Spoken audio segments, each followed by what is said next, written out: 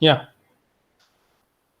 So in the last class, what we have been seeing was a prerequisite requirement for studying your power system analysis course. Okay. So we have seen about we'll be seeing the continuation about your three-phase system. Okay, and the different types of power, followed by the different voltage levels, phasors, and finally the per unit calculation. Okay, so we'll be dealing about these things in today's class. Okay, so balanced three-phase system. So you might have studied in your circuit theory, right? So in your circuit theory, you might have studied about the type of the system or the type of source and load. Type of source and load you might have studied. Okay, so as per this how a balanced load should be, and what are the parametric conditions on which this balanced condition depends upon. Okay, so it is a very simple concept. Okay, you generally know a three-phase system will be having three phases starting with your R, Y, and then D. Okay, so this contributes to a three-phase system, whereas in a single-phase system there will be two phases starting with your phase and a neutral. Okay, so that is two terminals starting with your phase and then followed by a neutral. Okay, when you can say a system is a balanced means there arises two conditions starting with the magnitude should be equal. Okay, in all the phases. Okay, the magnitude should be equal in all phase, and then each phase must be 120-degree apart. Okay, each phase must be 120-degree apart. For this, the example will be like this. You can take a voltage. Okay, so you can take this as a VR and followed by Vy and then followed by VB. Okay, and these are our vector quantity. So a vector quantity will be possessing both your magnitude as well as a phase. Okay, phase angle it will be. Okay, so here it is very clear that all these three phasors are equal. Okay, if you are joining each other, it is evident that you can see an equilateral triangle. Okay, and so actually I have made a mistake. So this will be 120-degree apart, but I have drawn in the sense of a 90-degree. But here it will be 120-degree apart, and followed by over here it will be 120-degree apart, and this will be 120-degree apart. Okay, and this contributes to a balanced system. So this balanced system, okay, this balanced system is same for your source side as well as your load side. So in the yesterday's class, we have seen about the general structure of the power system, which consists of generation, transmission, and distribution. So at the each part, there will be a source side as well as there will be a load side. Okay. So this is what your balanced three-phase system looks like. Okay. Moving on. And this is another one thing, that is we can generally consider a one three-phase system to be an equivalent to a three single-phase system. Okay, so this is a general thing. So moving on, line to the different types of voltage.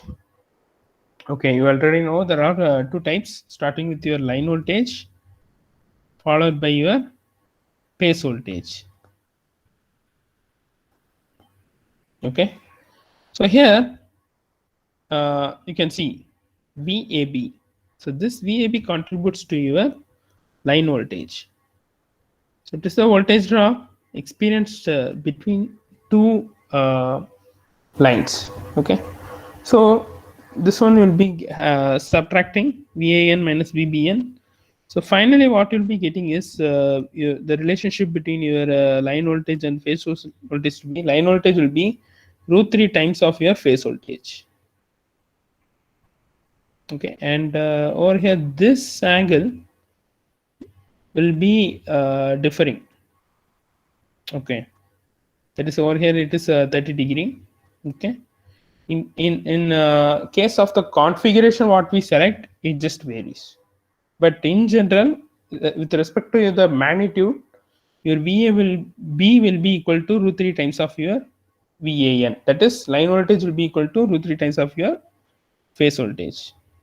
So next, coming to the power. So yesterday itself we have seen about the power based upon the various loads.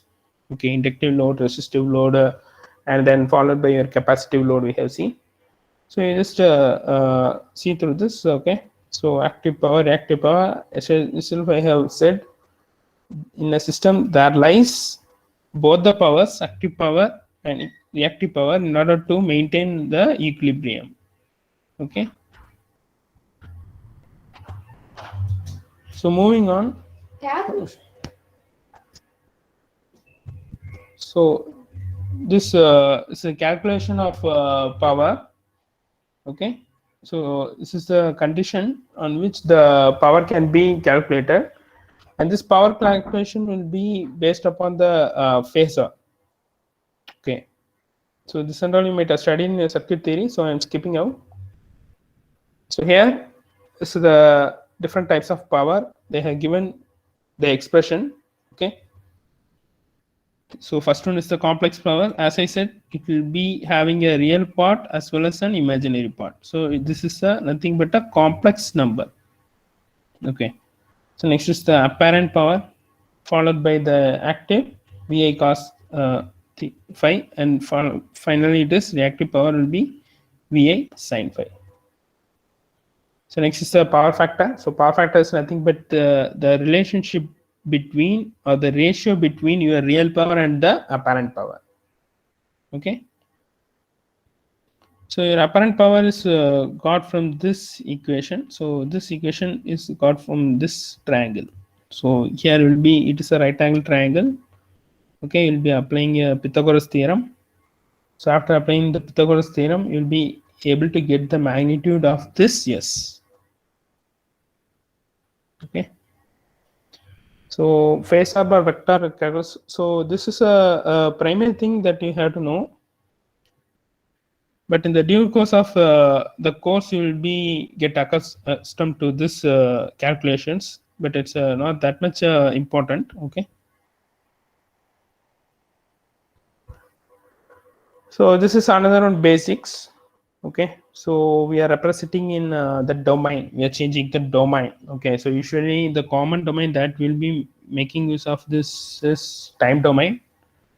Okay, in general we'll be speaking with respect to time domain, but if you are taking any kind of control engineers or any researchers, they will be also seeing with respect to phasor domain. So phasor domain is nothing but you can say frequency domain.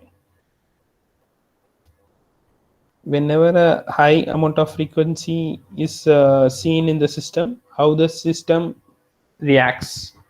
So that's what the system engineers will be focusing on. Okay, so here this is a phasor.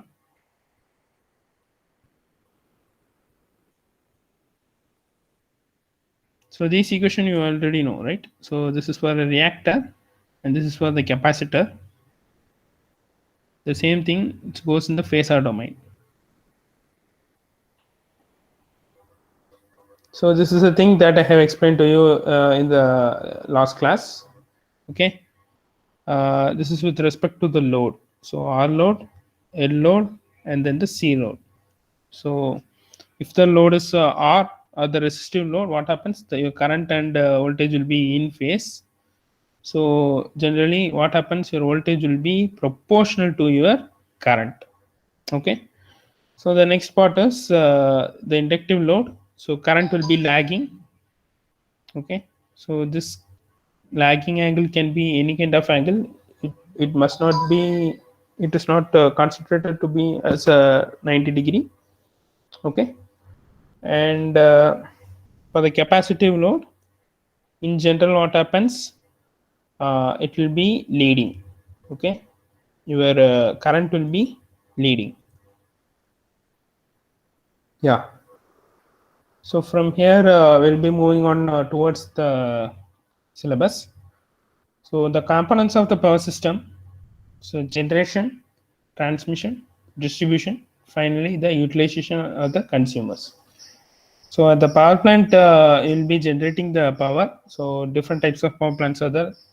Okay, thermal power plant, nuclear power plant, such like that. Many kinds of power plant are there.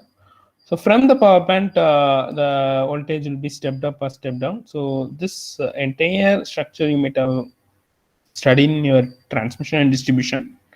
Okay, after stepping up or stepping down.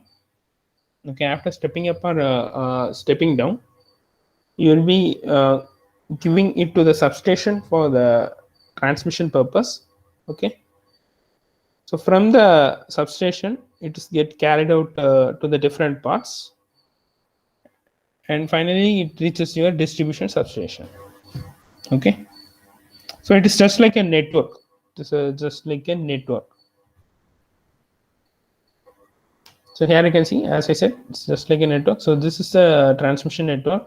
Okay, so our analysis, our course will be focusing over these two parts. Okay, it focusing mainly on this transmission network.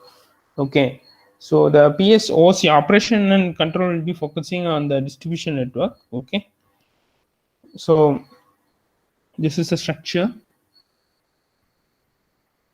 and coming to the type of the grid system. The type of the grid system what we are using here is an interconnected grid system that is very much visible to you. Okay, because I can see these kind of power system network as a form of a spider web. So it will be more in complex structure. Okay, so but you might be thinking why it is necessary to have these kind of complex structure or interconnected systems. So here are the advantages. So having an interconnected power system increases your reliability. So generally what happens is that you can take a ring distribution system. Okay, so you can take a ring distribution system. So here you can take it as a first load 1, load 2. So you can currently take this load 1, load 2, load 3 as a what you can say cities. Okay, different cities you can take. Okay, L1, L2, L3, L4. So you're just feeding the power. Okay, so this is the source of generation. Okay, so in general what happens is that these will be interconnected. These will be interconnected.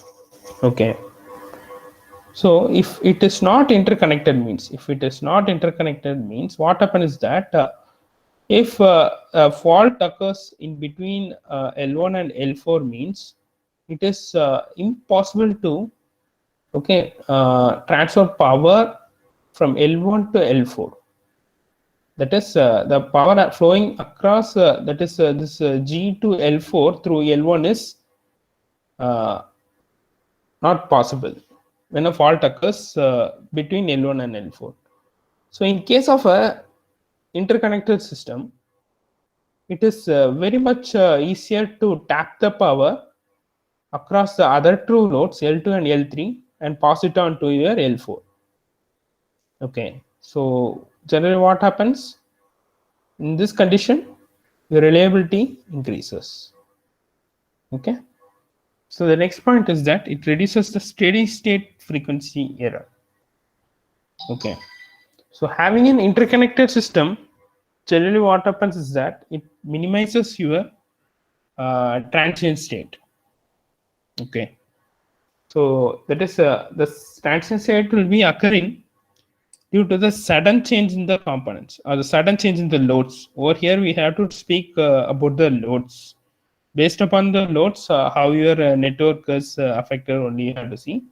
So here, this frequency error is eliminated. For operation at peak loads, less number of generators are required as a reserve for operation. So the third point, what they are saying is that, as I said, so this is the interconnected system. So here you can take the system without any interconnection.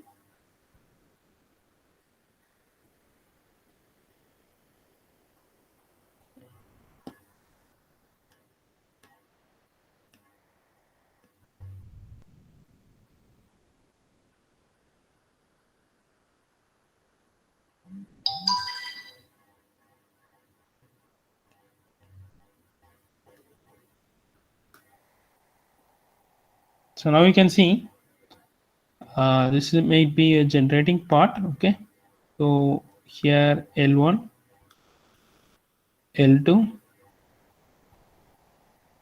L3, L4. Okay, so over here it is a not a interconnected system. Okay, each and every load is being independent.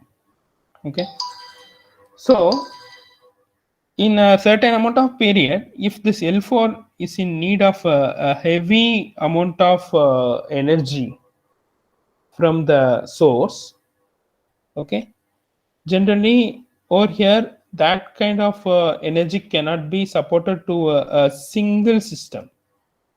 Okay, but in case of an interconnected system, it is possible to reduce the power to any other load. For example, over here you can able to reduce the power at L2. Okay, because here only the minimum requirement is needed, and you can provide the excess amount of supply to the L4 to meet the demand. Okay, so what happens is that the reserve capacity of the station also can be reduced. By doing such kind of proper load dispatch planning, it is possible in this type of configuration. Okay, so less number of generators which are running without load are required for meeting the sudden unexpected increase in load. So this is what I have said with respect to a transient condition. Okay, the next one is it allows the use of most economical sources. Yeah, again, by having a proper planning, the economical sources can be seen through by interconnected grid system. Okay, that's all with respect to your interconnected system. So we have to know about the structure symbols that are representing the power system components. Okay, so here the symbols include synchronous generator. Okay, synchronous generator, then motor, then followed by a two-winding transformer, short transmission line, static load, circuit breaker, three-phase connection. Okay, so as I said, a proper power system must be incorporated with the proper planning. Okay, in order to reduce the losses. Okay, so what is power system planning? So power system planning is nothing but designing the future expansion of the power system. Okay, we have seen about the interconnected system. The interconnected system is possible that we can further expand it. It is possible to further expand the interconnected system. Okay. So next one is determining the best operation of the existing system. So next operational studies include the economic scheduling and exchange of power between the utilities. Okay, so this is a basic component of the power system. So here it is, excuse me. Yeah. So this is the basic structure of the power system. So here you can clearly see. So the upper part belongs to the has a large number of generating station. Okay, so here you can see.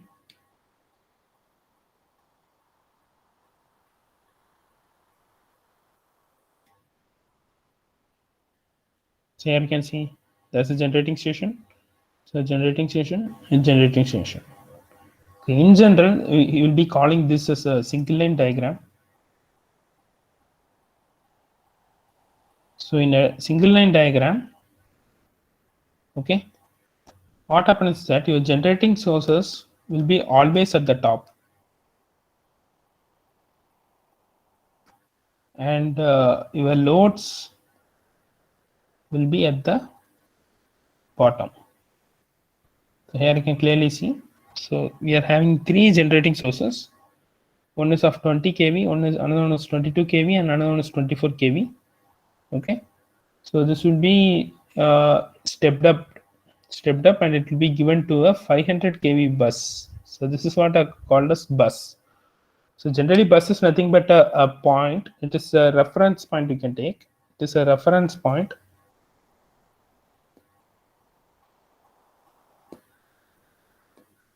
wherein the voltage voltage and current will be generally measured out. Okay, and the amount of load can be connected, and the energy can be tapped and given to any other bus. So here you can see from here the energy is tapped out and it is given to another bus. Okay, so in this manner an interconnected network is formed. Okay, so you'll be representing your generating sources like this, and this is a bus. Okay, you just have an idea about how it looks like. Okay, so coming to the downward, so this is a transformer. Okay, this is a transformer. So here the primary will be 24 and the secondary will be 23 230 kV. So it is a step up transformer. Okay, power system restructuring, you have to know about this, and for this structure diagram I'll be showing an example. Okay, you just see through the example. I'll be showing it later.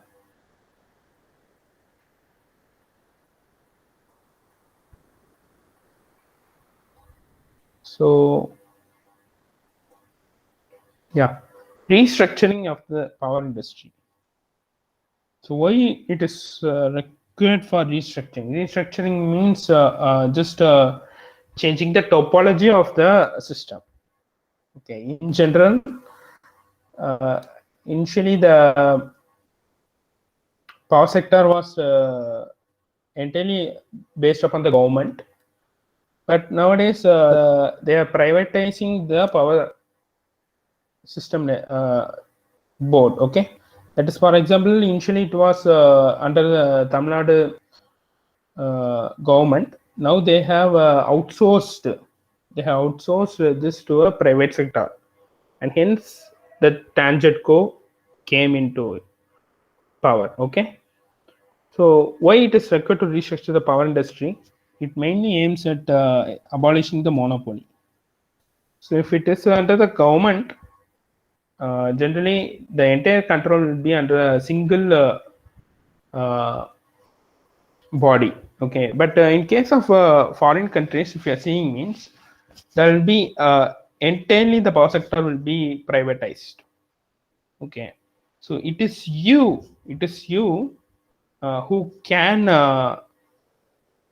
select the different kind of plans, like how you are recharging your mobile phones. There will be different prepaid plans that we can select. Based upon the plan, they will be providing, each and every private sector, power sector will be providing the power. Okay, but over here in our country, they are slowly privatizing this concept. Okay, so here I said thereby introducing competition at various levels. So electricity sector restructuring, also popularly known as deregulation. Deregulation. Okay, it's expected to draw private investment and increase the efficiency. This generally means what it means they are just what I can say, privatizing the entire power structure. Okay, so that it can be more profitable. So restructuring involves disassembly of the power industry and again reassembling into form of any other functional organization. Okay, so this is all fully theory. You just see through it. I'll be posting the PPT. Okay, the structure of deregulation is evolved in terms of Genco. Genco means generation company, and Transco means transmission company. Okay, so each will be doing their respective functions. Okay, so this and all will be entirely coming out with your power system operation and control. We'll be studying in detail about this. Okay, here you can see it's a vertically integrated electricity utility. So the energy flow will be from your generation to customer.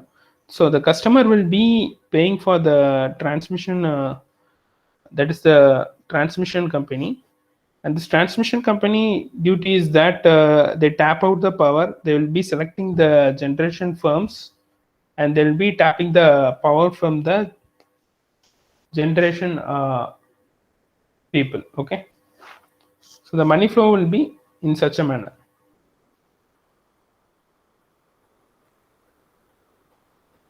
So coming to the deregulated system. Okay, in the deregulated system, it is the retailer,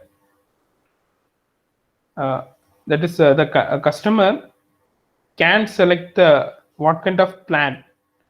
Okay, through this retailer, and it is possible that this retailer also will be having a direct connection with the generating firm. Okay, so this is what I said. In case of the foreign countries, what happened is that the customer will be having the freedom to select the various plans which is more suitable for him. Suitable means it will be more economical to him. Okay, so this is the definition. Okay, you just go through it. Okay, so this is the main reasons. So I'm just skipping out the theory part and the benefits. So the main benefits are the deregulation is that the electricity provided will be cheaper. Okay, the efficient capacity expansion planning is possible.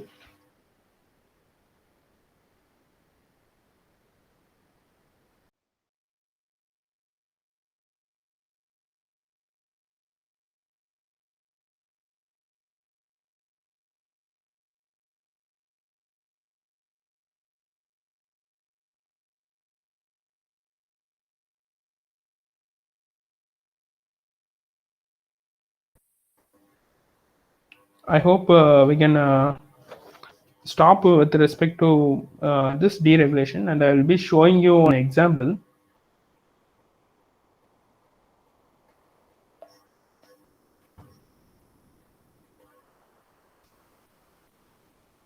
Now I will be showing the example of a system which is modeled in MATLAB. Okay, so this is this kind of system they'll be mainly using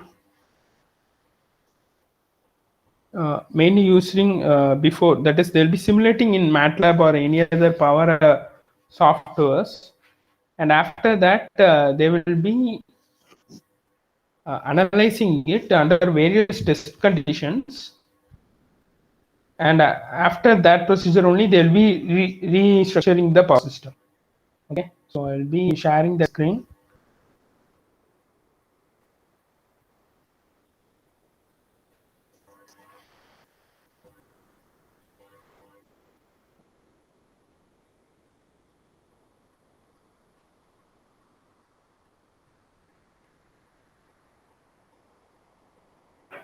So I hope it is visible. Yes, sir. So here you can see it is a 3-machine 9-bus system. Okay, so this is modeled in MATLAB.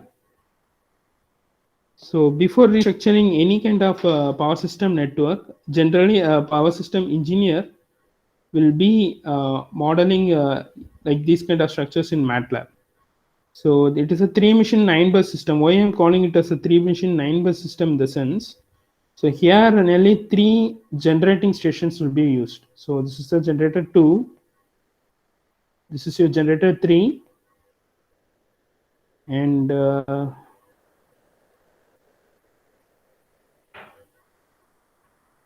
yeah, this is a generator 1. Okay, so it is a 3-machine system, and nearly there will be 9 buses. So this is bus 2, bus 7, bus 8, bus 9.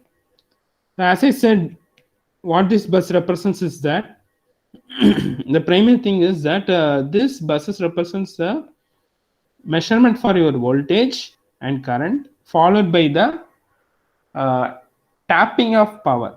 Okay, from the point from where the power can be tapped out is possible in this buses, and then so nearly I think 3 loads are connected over here: load 1, load 2, load 3. Okay, so 3 loads are connected. So based upon this, you can do the analysis purpose. Okay, so you can generally this corresponds to the transmission line. So in your T&D, you might have studied about the transmission line line, right? So nearly there are 2 types, pi type and T type. So here it is a pi type transmission line. This is also a pi type. Okay, in general, most of the transmission line will be designed in a pi type format, and over here it is a transformer. Okay, it's a transformer. It is a step-up transformer. This is also step-up transformer.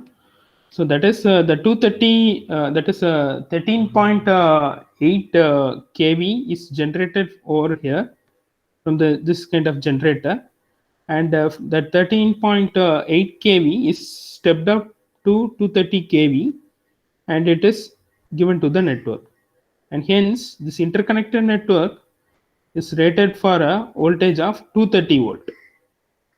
Okay, the amount of flow through this is 230 volt. If you need to tap any kind of load based upon our requirement, in the sense you can step down the voltage. Okay, so this stepping down and stepping up of the voltage is generally performed by your transmission tangent co. Okay, that is the transmission domain. People will be generally doing that kind of work. Okay, so I hope we can stop the lecture with this. So on the upcoming classes, we will be seeing how